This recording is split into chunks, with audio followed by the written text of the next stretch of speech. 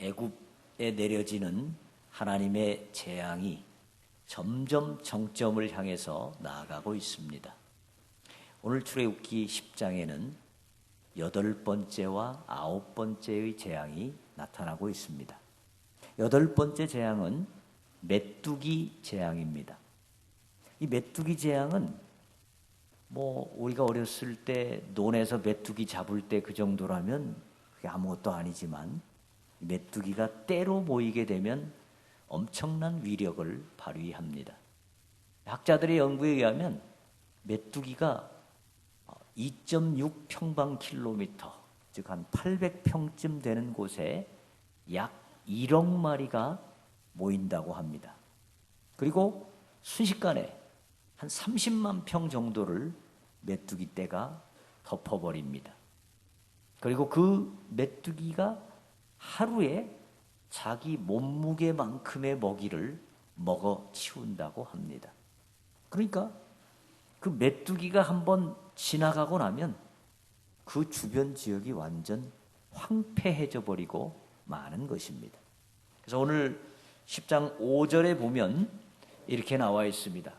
메뚜기가 지면을 덮어서 사람이 땅을 볼 수 없을 것이라. 완전히 땅을 메뚜기가 덮어버리는 것입니다. 그래서 메뚜기가 내게 남은 그것 곧 우박을 면하고 남은 것을 먹으며 너희를 위하여 들에서 자라나는 모든 나무를 먹을 것이며, 우박에서 겨우 살아남았던 식물들, 그것들까지 다 먹어 치워버리고, 그래서 애굽 땅에는 더 이상 푸른 채소나 나무 같은 것들이 있지 않는 이런 아주 절대절명의 위기가 닥치게 되는 것입니다. 그러니까 10장 7절에 보면 이렇게 말합니다. 바로의 신하들이 그에게 말하되 어느 때까지 이 사람이 우리의 함정이 되리이까?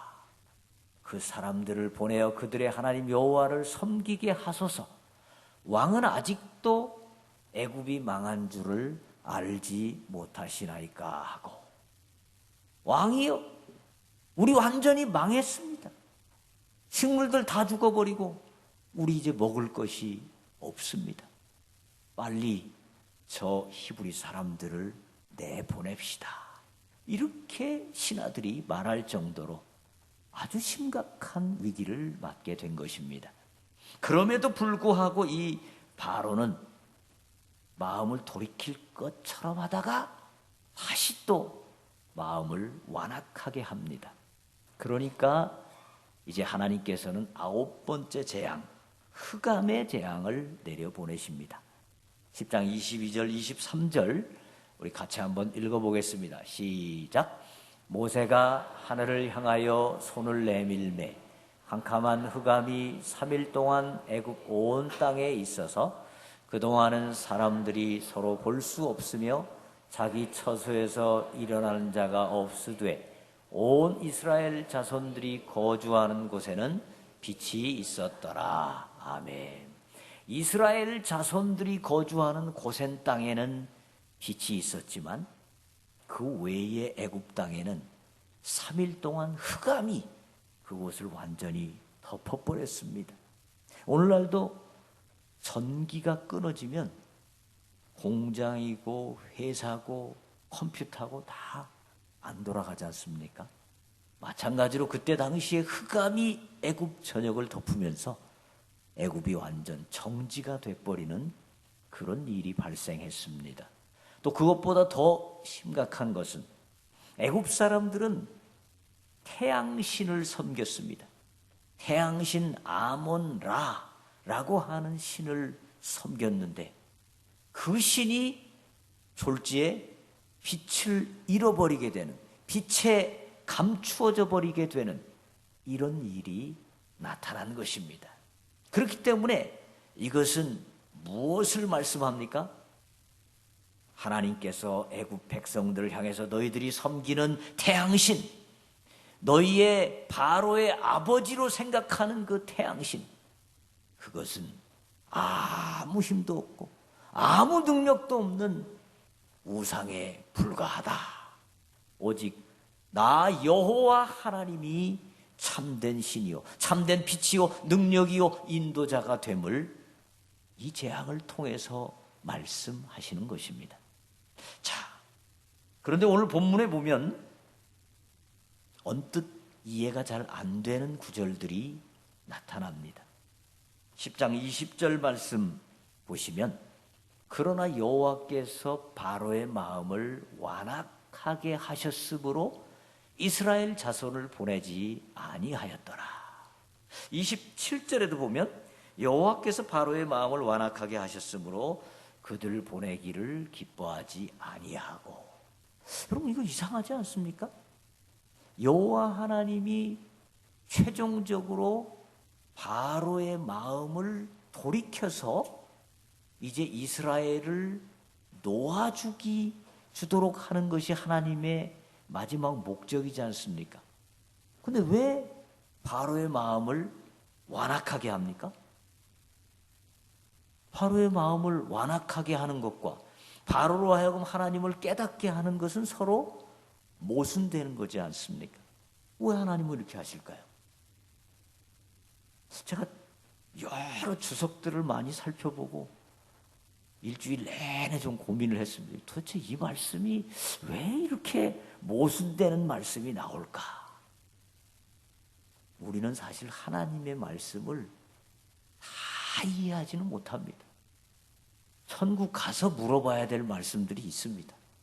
그러나 이제 기도하면서 계속 이제 느껴진 것은 하나님이 잠정적으로 바로의 마음을 완악하게 하십니다. 그래서 바로가 마음이 완악해야 하나님이 재앙을 내리실 수가 있습니다. 그래야 바로가 하나님의 능력을 알게 됩니다. 완악하지 않으면 재앙을 내릴 수 없고 그렇지 않으면 하나님의 능력을 바로가 알 수 없게 됩니다. 그러니까 하나님은 재앙을 통해서 바로의 마음을 깨우치시고 하나님을 알게 하시고 그리고 결국은 하나님께 항복하게 만드는 것입니다. 자, 출애굽기 5장 2절에 보면 처음에 모세가 바로에게 나아가서 히브리 백성을 내보내라. 여호와의 백성을 내보내라. 그러니까 바로가 뭐라고 대답하죠? 나는 여호와를 알지 못하니. 무슨 여호와냐? 나 알지도 못한다. 완전히 거절했던 바로가 8장 25절에 가면 여러 번 재앙을 겪고 난 뒤에 뭐라고 말합니까? 너희는 가서 이 땅에서 너희 하나님께 제사를 드리라. 그래, 제사 드려라. 그런데 광야 가지 말고 이 애굽 땅에서 제사를 드려라. 그러니까 모세가 아니다. 그러면 애굽 사람들이 우리를 돌로 칠 것이다. 그러니까 그때 이제 8장 28절에는 뭐라고 말합니까? 너희 하나님 여호와께 광야에서 제사를 드릴 것이나 어떻게 하라고요? 너무 멀리 가지는 마라. 그 다음에 또 보십시다. 10장 11절 너희 장정만 가서 여호와를 섬기라. 왜? 애들 놓고 가야 장정들이 다시 올까 아닙니까? 애들을 인질로 잡는 거죠. 그러면 모세가 생각할 때 그러면 출애굽이 안 되지 않습니까? 그러니까 안 된다고 그러니까 이번에는 10장 24절에 뭐라고 말합니까? 너희의 양과 소는 머물러 두고 너희 어린 것들은 너희와 함께 갈지니라. 또 양과 소를 두고 가라고 말합니다. 어쨌거나 바로는 지금 조금씩 하나님의 능력을 알게 되고 그리고 조금씩 이스라엘이 출애굽하도록 허락을 합니다. 그럼에도 불구하고 바로는 결국 끝까지 마음을 열지 않죠. 하나님께서 잠시 그의 마음을 완악하게 하셨지만 결국 그가 돌아오도록 말씀하시는데도 이 악인이기 때문에 돌아오지 않습니다. 악인과 의인의 차이가 무엇입니까? 악인은 하나님께서 사인을 주셔도 끝까지 마음이 완악합니다. 끝까지 돌아오지 않습니다. 그러나 의인은 하나님께서 사인을 주시면 얼른 깨닫고 돌아옵니다. 여러분 모두가 이 의인의 길에 서시기를 주의 이름으로 축원합니다. 이 바로는 17절에 뭐라고 말합니까? 바라건대 이번만 나의 죄를 용서하고 너희의 하나님 여호와께 구하여 이 죽음만은 내게서 떠나게 하라. 여러분 이 말씀만 보면 지금 바로가 회개한 것 같습니까? 안 한 것 같습니까? 회개한 것 같죠. 이번만 나의 죄를 용서하고 너희 하나님께 구하라. 말만 들으면 완전히 참기름이 번지르 흐르면서 야 바로가 이제 사람 됐네 그 생각 들죠. 근데 됐을까요? 28절에 보십시다. 28절 바로가 모세에게 이르되 너는 나를 떠나가고 스스로 삼가 다시 내 얼굴을 보지 말라. 내가 내 얼굴을 보는 날에는 죽으리라.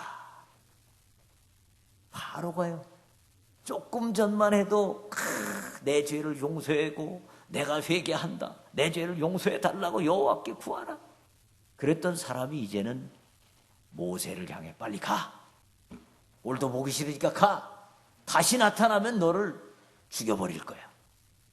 이런 험악한 협박을 하면서 마음을 또 굳게 닫아 거는 것입니다. 여러분 이 악인들은요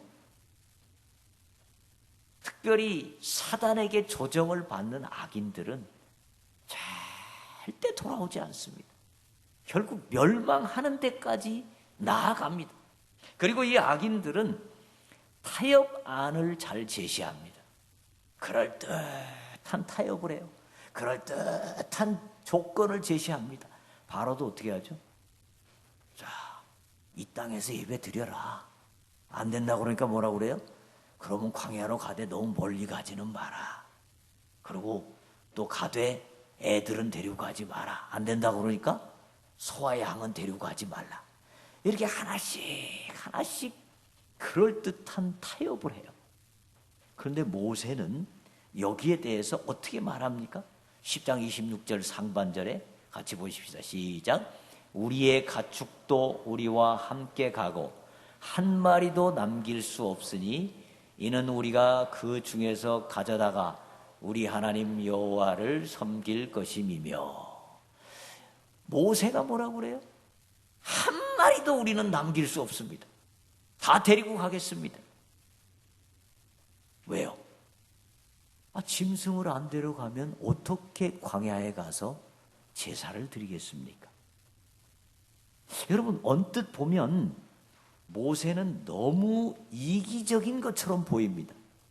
모세는 너무 타협할 줄 모르는 사람처럼 보입니다. 자기 것만 생각하고 자기만 옳다고 생각하는 것처럼 보입니다. 우리 기독교인이 그러면 안 되죠. 우리 기독교인들은 모든 것에 대해서 웬만한 것은 양보하고 또 남을 위해서 내가 좀 포기할 줄 알아야 됩니다. 기독교인이 너무 깍쟁이 같으면 전도가 안 됩니다. 그런데 그럼에도 불구하고 기독교인이 절대 양보하지 말아야 될 것이 있습니다. 그것은 바로 죄에 대한 것입니다. 악에 대한 것입니다. 하나님이 악이라고 말한 것에 대해서는 아무리 사탄이 그럴듯한 유혹을 한다 할지라도 그거에 대해서 우리가 넘어가면 안 됩니다. 처음부터 죄를 짓나요? 처음부터 악에게 넘어갑니까? 아닙니다. 악이 처음에는 아주 그럴듯한 모습으로 다가옵니다.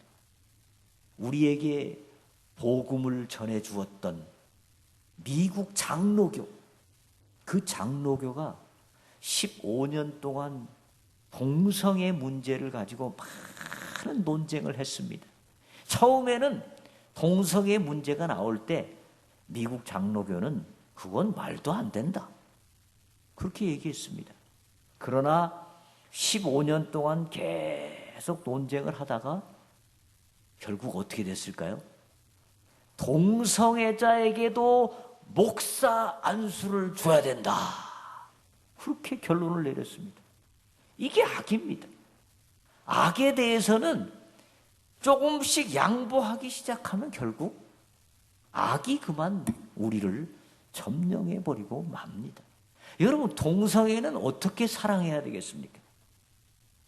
동성애는 그 잘못된 죄악, 그 고난으로부터 빨리 걸어 나오도록 도와주는 것이 최고의 사랑입니다. 그들을 인정하고 그래 거기서 그냥 머물러 있어라, 그건 사랑이 아니죠. 여러분, 어떤 대상이 낙타와 함께 이제 사막을 지나가는데 밤에 텐트를 치고 잠을 잡니다. 그런데 한참 자다 보니까 낙타가 뭐라고 하는 거 아니? 주인님, 제가 너무 춥습니다. 제가 딴 데는 말고 제 코만 좀 텐트 안에 좀 집어넣게 해주세요. 주인이 생각하니까 그래, 참 너도 춥겠다. 코 좀 넣는 거야 뭐 그렇게 문제가 되겠냐. 그래서 허락을 했어요. 근데 조금 있다 보니까 또 낙타가 뭐라고 그러냐면, 주인님, 귀가 너무 시려워서 못 참겠습니다. 주인이 듣고 그래, 귀 정도야 넣어야지. 또 귀를 넣게 했어요. 그 다음에는 앞발 들어오고, 그 다음에는 뒷발 들어오고, 그 다음에 어떻게 됐을까요? 주인이 나가서 잤습니다. 이게 악이에요, 이게 악. 루터가 이런 말을 했습니다.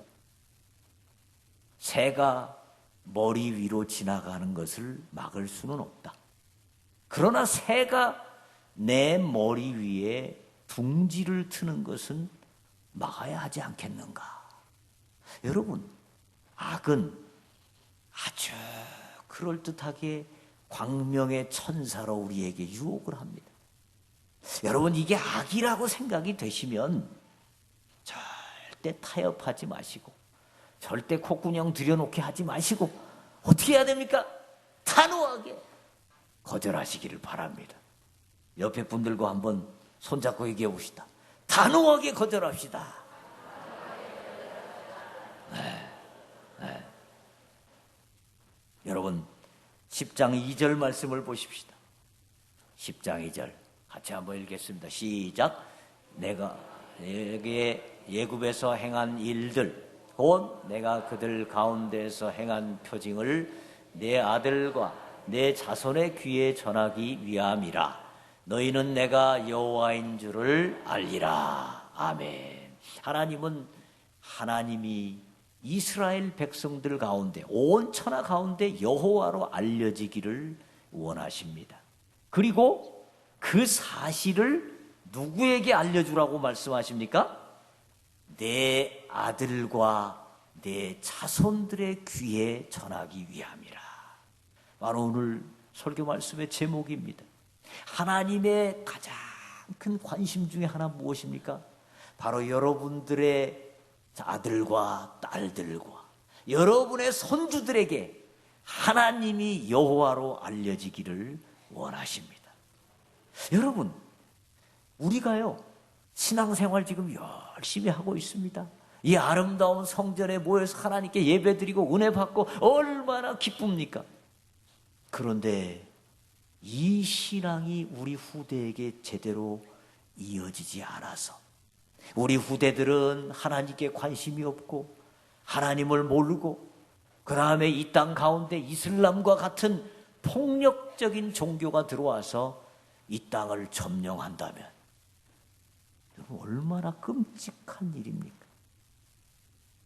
근데 지금 한국 교회가 잘못하면 이런 위기가 우리에게 닥칠 수 있다는 것입니다. 여러분, 우리는 깨어서 정신 차려야 됩니다. 하나님은 성경 여러 곳에서 자녀의 신앙 교육의 중요성에 대해서 말씀하십니다. 신명기 6장에 보시면 이런 말씀이 있습니다. 같이 읽겠습니다. 시작. 오늘 내가 내게 명하는 이 말씀을 너는 마음에 새기고 내 자녀에게 부지런히 가르치며 집에 앉았을 때든지 길을 갈 때든지 누워있을 때든지 일어날 때든지 이 말씀을 강론할 것이며. 아멘.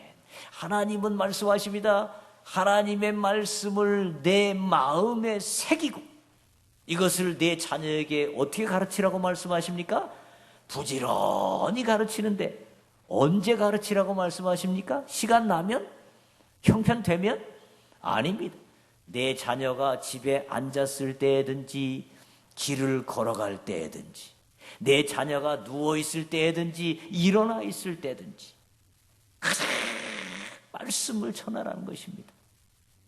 여러분, 우리 자녀들에게 이렇게 말씀을 전하면 자녀들이 어떻게 반응을 할까요? 아이고, 듣기 싫어 죽겠다. 한두 번 얘기해야지 맨날 입만 열면 엄마는 아빠는 그 얘기합니까? 귀에 따까리 안 꼈다. 이런 얘기 할 수 있겠죠. 근데요, 놀라운 것은 자녀들은 부모의 얘기를 의외로 잘 듣습니다. 부모가 진심을 담아서 하는 얘기는요, 우리 자녀들이 들어요. 우리 딸들도 보니까요, 제가 참 이 목회자로서 신앙교육을 그렇게 잘 시키지 못하는 것 같은 참 이 회개하는 마음이 있는데, 그래도 하여튼 목회자다 보니까 딸들에게 자꾸 이야기합니다. 안 듣는 것 같아요. 흘려 듣는 것 같아요. 그런데 그런 얘기를 하더라고요. 내가 아빠 진짜 어려운 상황 가운데 있을 때 아빠가 했던 그 말씀이 생각이 나더라. 그리고 그 말씀이 내게 힘이 되더라. 그리고 그 말씀을 붙잡게 되더라. 그런 얘기를 하더라고요. 그러면서 가끔 얘기하는 거 보면 제가 했던 얘기를 지가 해요. 아, 이게 참 부모가 말하는 것이 이렇게 중요하구나. 그걸 실감합니다. 여러분, 유대인들은요, 전 세계 인구의 2%밖에 안 됩니다. 아주 소수입니다. 그런데 여러분들이 아시는 대로 세계 노벨상 받는 사람의 23%가 유대인입니다. 그러니까 4명 상 받으면 그 중에 하나는 유대인입니다. 근데 유대인이 왜 이렇게 노벨상을 많이 받느냐 연구해 보니까 이것은 유대인 부모들의 교육의 비결이 있다. 이런 결론이 나왔고요. 그래서 유대인 교육에 대한 논문, 책, 무슨 동영상 이런 게 굉장히 많이 나와 있습니다. 그 모든 동영상과 책을 다 모아서 제가 핵심 2가지로 딱 말씀을 드리겠습니다. 꼭 기억하십시오. 첫째, 유대인 교육은 자녀에게 분명한 정체성을 심어줍니다. 여러분, 젊은 시절에 어린 시절에 제일 중요한 게 뭡니까? 바로 정체성입니다. 정체성은 뭡니까? 내가 누구인가?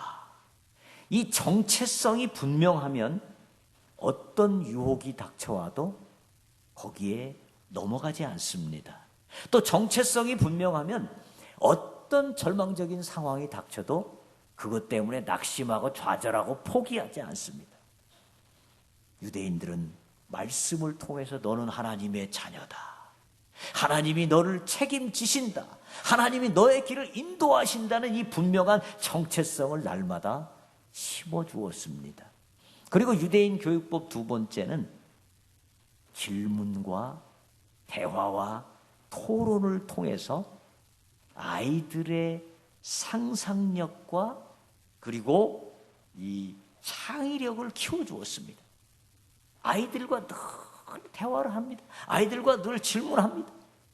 그러면서 그 아이들이 상상력과 창의력이 풍부한 아이들로 자라납니다. 여러분, 요즘 우리나라를 보면 참 안타까울 때가 있습니다. 이 부모들이 바쁘다고, 부모들이 할 일이 많다고 아이들에게 그냥 스마트폰이나 무슨 태블릿 PC 같은 거를 줘버립니다. 그러면 한 2-3살 된 애들이 완전히 거기에다 얼굴을 파묻고 그것만 보고 있습니다. 그런데 이 스마트폰이나 이런 것들은 막 영상이 굉장히 빨리빨리 지나가거든요. 그리고 내가 노력하지 않아도 그게 내 뇌리 속에 막 심겨버립니다. 그렇기 때문에 이 뇌과학자들의 연구에 의하면 이 스마트폰이나 이런 거를 많이 보면, 특히 어린 시절에 많이 보면 우리 뇌 속에 있는 회백질이라고 하는 부분이 있는데, 그 부분이 뭘 관장하냐면 집중력과 인내력과 창의력을 관장하는 부분이랍니다. 근데 이 회백질이 이걸 관장하지 못하고 점점 얇아지고 쪼그라든답니다. 스마트폰을 많이 보면. 여러분, 공부를 잘하려면 뭐가 필요합니까? 집중력이 필요하고, 엉덩이를 오래 붙이고 있을 수 있는 인내력이 필요하고, 창의력이 필요한데, 스마트폰 자꾸 보면 이게 다 그냥 무너지는 겁니다.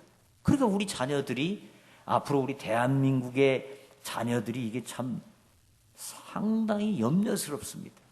여러분 자녀들과 여러분 손주들에게 스마트폰을 절대 주지 마시기를 바랍니다. 아예 처음부터 맛을 안 보여야 돼요. 한번 맛을 봤다 하면 그때부터는 이제 막 싸우고 전쟁이 납니다. 전쟁이 나. 자, 그래서 우리 부모들은 자녀들의 교육, 특히 신앙 교육에 큰 책임을 지고 있습니다. 우리가 해야 될 여러 가지 많은 사명 중에 우리 후손들에게 신앙을 물려주는 일, 이것 너무너무 귀한 일입니다. 제가 아는 어떤 권사님은 자녀들이 고등학교 시절부터 객지로 가서 공부를 했습니다. 객지에 가 있다 보니까 자녀의 신앙 교육을 제대로 점검하지 못했습니다. 그래가지고 자녀들이 교회를 점점 멀리하게 되고, 그리고 결혼도 믿지 않는 여성들과 결혼을 했습니다. 그리고 지금 나이가 이제 벌써 한 40, 50이 됐는데 결국 교회를 떠나고 말았습니다. 여러분, 그 권사님은 자녀들을 볼 때마다 뭐 세상적으로는 어느 정도 돈도 벌었고 사회적 지위도 있지만 너무 눈물이 나는 거예요. 왜?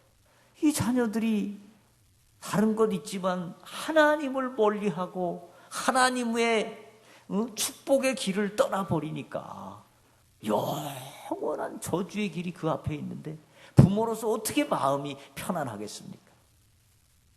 여러분, 우리 부모들이 무엇을 가장 소중하게 생각합니까?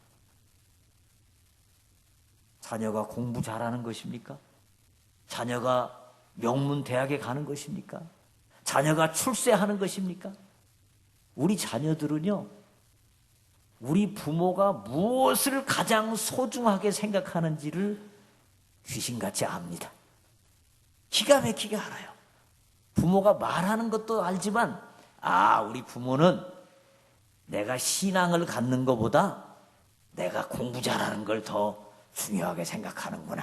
내가 돈 많이 버는 것을 더 중요하게 생각하는구나. 자녀들이 알아요. 그렇기 때문에 신앙 교육의 출발점은 우리 부모가 이 세상에 있어서 그 어떤 것보다 신앙이 중요하다. 이 세상의 그 모든 돈이나 출세나 명예보다 내가 하나님 안에 바로 서는 것이 중요하다. 이것을 분명히 마음에 새기고 이 마음을 가지고 자녀들을 교육시킬 때 우리의 자녀들이 신앙에 서게 되는 것입니다. 요즘 지금 참 세속화의 물결이 매우 강합니다. 세속화의 물결이 얼마나 강한지, 우리 젊은이들이 세상에 나가서 신앙을 지킨다고 하는 것이 결코 쉽지 않은 그런 상황입니다. 거기다가 이슬람과 같은 이런 폭력적인 종교가 막 밀려옵니다. 많은 여성들이 이슬람 남성들의 꼬임에 넘어가서 결혼을 해가지고 비참한 생활을 하는 그런 영상들이 많이 있습니다. 그리고 또 신천지 같은 이단들이 또 우리 아이들을 노략질합니다. 여러분, 우리가 믿음을 굳세게 하고 우리 자녀들의 신앙이 굳건히 서도록 우리 모든 것을 기울여야 됩니다. 여러분 자녀들에게 무엇을 주시겠습니까? 무엇이 가장 소중한 것입니까? 그 어떤 것보다도 내 자녀에게, 내 손주들에게, 내 후손들에게 신앙을 물려줘야 되겠다는 이 분명한 믿음, 그리고 이것을 향한 헌신, 여러분 가운데 넘치시기를 주의 이름으로 축원합니다.